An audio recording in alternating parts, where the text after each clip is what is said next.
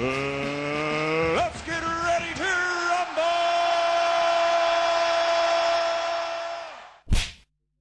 Danny Flexen asked TACKAM, is the winner of Usyk versus Joshua the best heavyweight in the world?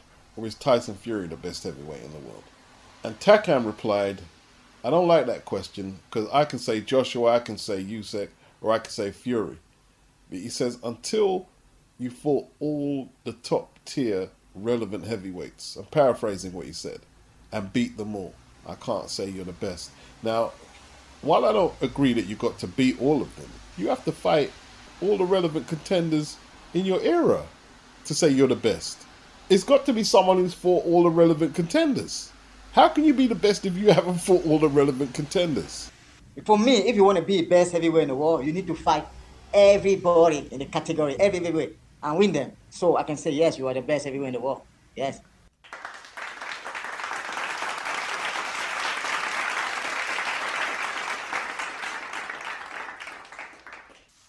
I'm trying to memorize what I'm hearing rather than plagiarizing someone's material. It's just a bit of a hindrance. Don't need to get flagged. Let me paraphrase what DOMINIC INGLE said. And basically, he covers a lot of points what I say about boxing. What a lot of people make a big deal about, which ain't really a big deal. You know, there's a lot of people who've been, oh, this is terrible, Conor fighting somebody so big. How is he so big? The fight's not even being held at middleweight. It's being held at 157. That's 3 pounds above super welter. And Conor walks around at 170. Boxers today have to take way more medicals, way more brain scans than previously. We're talking about Conor Benn right now. They will calculate how much weight he needs to put on without being too light or too heavy. They'll do their best to gauge that. Full camp, full of professionals. Same with Eubank, taking the weight off. Full camp, full of professionals. Got the likes of Roy Jones. Ronnie Davis has been training his dad since the 80s. This is their full-time jobs. And that's what DOMINIC was literally saying. Like, these are professional boxing camps. So all this, oh, Eubank's getting drained and Conor's too small. No.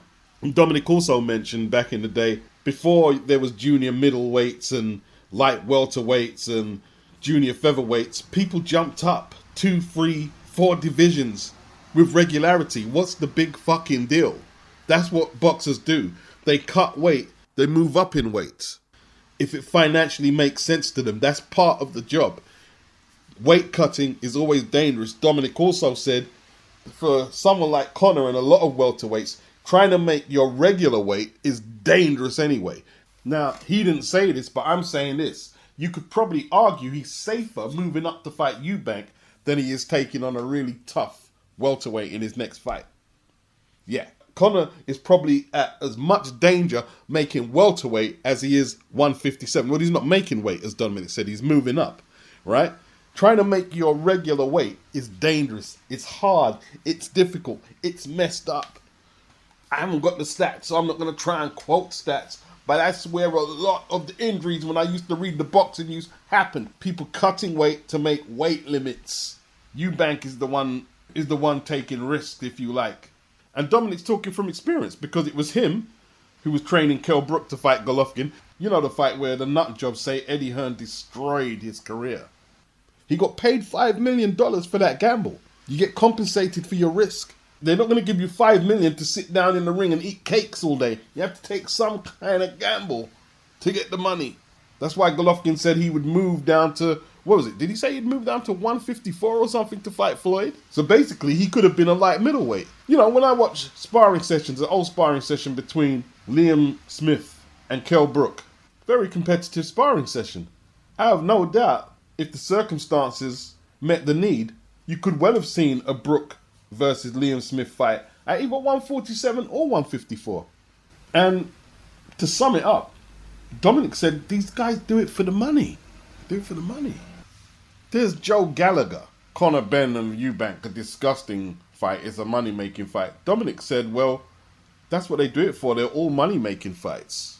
And he said, I know for sure that fighters fighting at their regular weight are taking big risks because most of them don't know how to cut the weight properly. He's basically saying he knows how to make fighters cut weight properly, but most trainers and nutritionists or whatever don't. That's what he's saying, and it's dangerous. As long as the medicals are fine, the break scans are fine, that you're not seeing a deterioration in training. Dominic said back in the day, fighters jumped up weights all the time without no high-tech nutritionists and strength conditioners and all that stuff there. Did it with regularity. Henry Armstrong held 3 world titles simultaneously. Let's not forget that. And it should have been 4. They robbed him out of the middleweight title. Sam Langford fought from lightweight to heavyweight. And in every division, he beat a few Hall of Famers. In every division. Lightweights, welter, middle, light heavy, and heavy. He was a colored heavyweight champion. So Enzo Maccarinelli, I don't care who you support on Saturday. You should have the choice to cheer on for whoever you want. Not just because of patriotism, but I believe a load I have been seeing are rooting for Usyk to win, as they don't like Matchroom or Eddie, which I find ridiculous. You should support fighters, not promotions. Now, this topic has came up quite a lot, and that's why Enzo is addressing it. Because all of a sudden, when it's a white European boxer who isn't from Britain fighting a black boxer who is from Britain, well, why do you have to be patriotic? I was searching for the quote on the internet but couldn't find it. It was a few years back. A British politician said that black people born in the United Kingdom or England should support the English football team, not Jamaica, not African teams. They should support Jamaica. I believe Enzo Maccarinelli's got this wrong. I don't believe there's a bunch of Brits supporting Usyk over AJ because of Eddie Hearn. I don't believe so. Because currently Usyk is promoted by Eddie Hearn. It's his last fight, but he has been promoted by Eddie. I don't believe that. It's either they're more comfortable with Usyk because they either like Usyk better, it might not have nothing to do with colour, they think he's a better fighter, or because he's white and good as well. And they would prefer to support him, a Ukrainian, over a black British Olympian who proudly repped the Union Jack in London when he won the Olympics. Now, people are going to talk about the Black Lives Matter speech and the alleged dialogue he supposedly had with Eddie Chambers. And I'm not here to tell you, you can't do this and that. You can do whatever you like, man. You can do whatever you like. I'm Team Joshua, unapologetically, and that's just how that's going to be. No one should be calling you, oh, you're being racist, not supporting Joshua. No, it's your choice. It's your choice. People do what makes them feel good and what they're comfortable with. And I'm not about to tell people this is how it should go. They do what they want to do. AJ has lots of people who are white, Asian, black supporting him. He has a varied fan base of fans anyway. And he has a whole load of women who support him. David Price said, I think Joshua's been cast out in the UK since Tyson Fury has come back and done what he's done. He's not the golden boy anymore. I don't think he likes that. It was mega what he did at first. Him and Eddie creating sellout shows at stadiums. It changed boxing. It changed other boxers' careers, like his own. He's saying he benefited from Joshua's success. That's what David Price is saying. Price went on to say, I think now he's having to prove himself, and I think it's hurting him, but also motivating him. And yeah, you know, like they're saying here, for a little while Fury was occupied with non-boxing issues, it was Joshua flying the flag for the country. It was.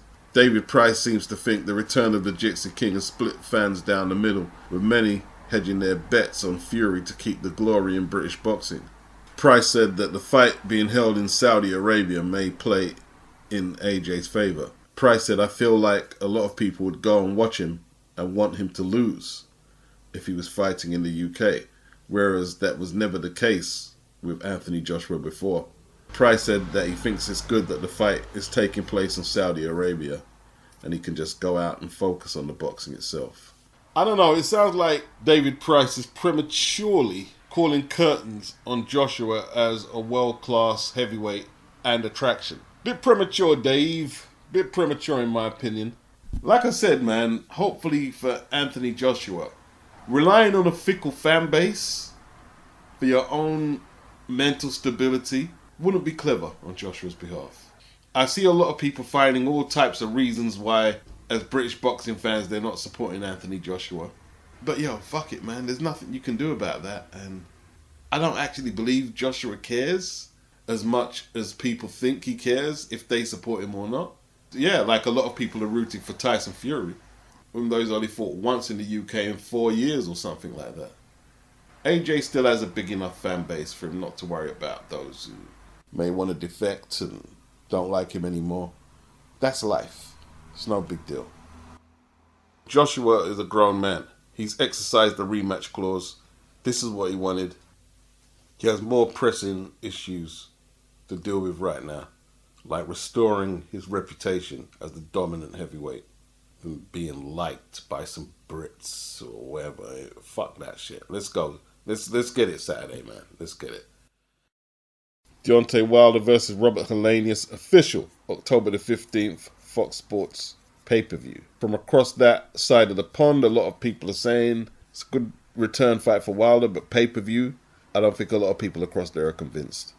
They've got Caleb Plant and Anthony Durrell on the undercard. Some people are trying to make a big deal about that fight. It's okay. It's a good card. Now, a lot of people have got Wilder down as this heroic boxer who took his beating like a man against Tyson Fury. But 2 stoppage L's on the bounce. I want to see what his star power is. Let's see if this committed fan base are going to pay $80, $70, $50 for someone who's been knocked out twice on the bounce, fight Robert Helenius. Let's see if they're going to pay out for it. And then who's on the undercard? Caleb Plant, who really hasn't done much his career, except hold the IBF belt hostage until Canelo snatched it from it. Yeah, he's coming off that Canelo loss, and he's taking on Anthony Durrell, who wasn't a bad fighter, but he's faded. But it's not a bad card. It's not a bad card.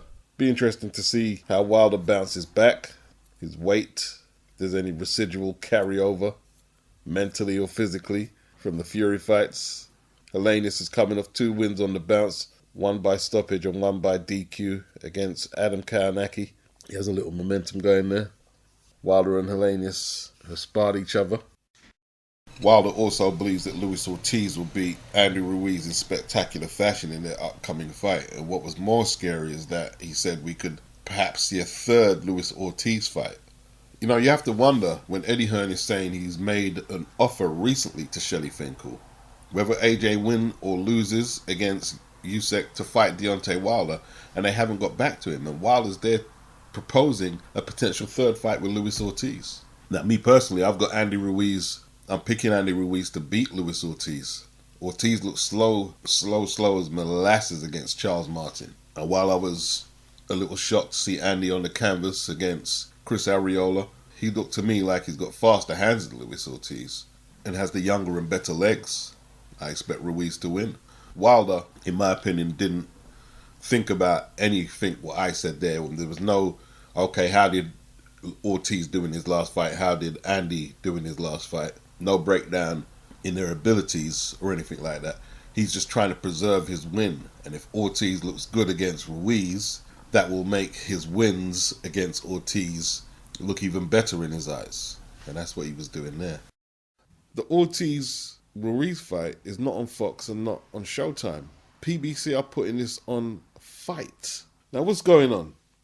Are Showtime and Fox putting their foot down saying this isn't good enough for pay-per-view? And do the PBC need the dough that bad that they're putting pay-per-view on FITE? That's the graveyard for pay-per-view. When you're on FITE, that's the Koch records of pay-per-view, is FITE. People talking about no one's going to buy pay-per-view on DAZN. Nah, they're not going to buy it on FITE. Trust me. That's where Don King put Dubois and Trevor Brand is on FITE. I don't know. I could be wrong, though. I could be wrong. This might be one of the more high-profile pay-per-view events they do. Is it FITE via Triller? If they reduce it to $20, it might actually turn over a profit. Maybe this is the way to go. Because if they want to do pay-per-view and collect the revenue that way, like Bob Arum said, you've got to lower the price. And maybe this is the route that they're going to go. Maybe we're going to see a lot more PBC pay-per-views on FITE at a reduced price. Cheap and cheerful. We'll soon see about this back-end money, because I tell you what, them guarantees are going to be decreasing. Are Fox and Showtime skimming the budgets? It looks like they're prioritizing Deontay Wilder against HELENIUS, Wilder's comeback. And, you know, Wilder's going to get a good guarantee. I'm sure more than what Terence Crawford is asking to fight Errol Spence. Bob Arum said he's looking forward to meeting with Oscar De La Hoya to possibly make Teofimo Lopez versus Ryan Garcia. Now, for most of Oscar's career, Bob was his promoter and then they fell out. I hope they can reconcile their differences and make the fight, because America have too much good fights that could be made that are not being made. You know, maybe it's going to take Oscar and Bob to be the example that everyone follows. This is how you do it. Let's hope so. Leave me alone. I wasn't trying to touch this topic.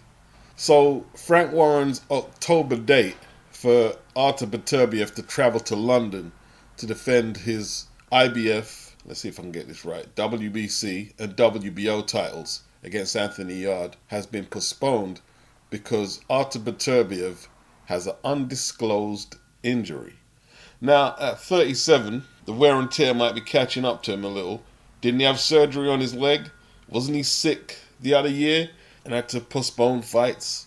Now, there's always been an aura of inevitability that we would be here. And from what I hear, Yarde will have to take a tune-up fight in November, because you can't leave him sitting out that long. You just can't do it. We're talking 2023 for the Yarde-Beterbiev fight. Hopefully it happens and he gets his shot and he can make the most of it. But to me, that fight is not penciled in even yet. Beterbiev has 3 belts, and if there's more lucrative offers or more attractive deals around in his eyes, he could just drop the WBO belt and do what he's doing. And Yarde would have to fight for the vacant belt. I don't think at this stage of Yarde's career they can afford to wait for boxers to determine how they progress at 175. It's just not on. There's too much good fights out there. Too much good fights. And we have to ask ourselves, who's he going to fight in this tune-up in November? Because what does he really get out of a 1-round, 2-round destruction for a couple of punches and his opponent evaporates? Of course, there's going to be speculation whether Beterbiev is actually injured. Is he just trying to stall for time or get a little longer to prepare for Yarde? Weighing up other possible opportunities? Who knows?